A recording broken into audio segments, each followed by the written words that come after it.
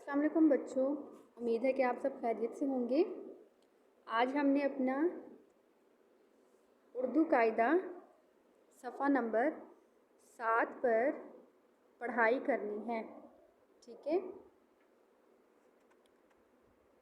आपको यहाँ पे नज़र आ रहा है नया हर्फ।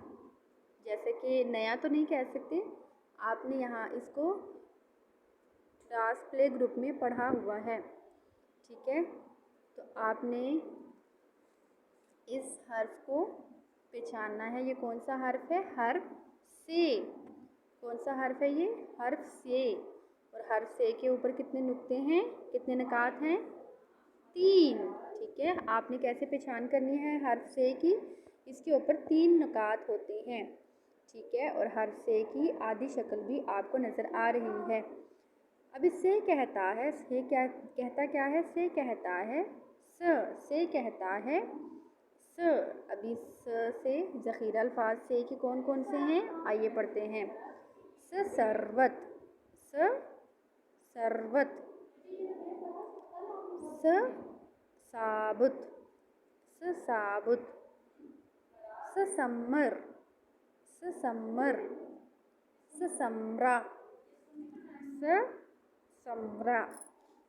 आइए फिर पढ़ते हैं। से कहता है से कहता है से कहता है स सरवत। बच्ची का नाम क्या है? स सरवत।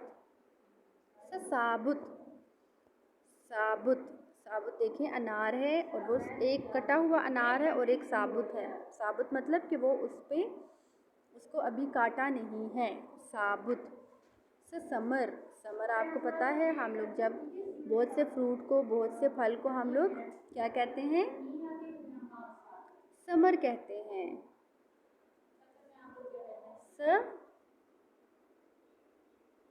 सम्रा, स सम्रा, समरा बच्ची का नाम है। ठीक है, आपने इसकी पढ़ाई करनी है।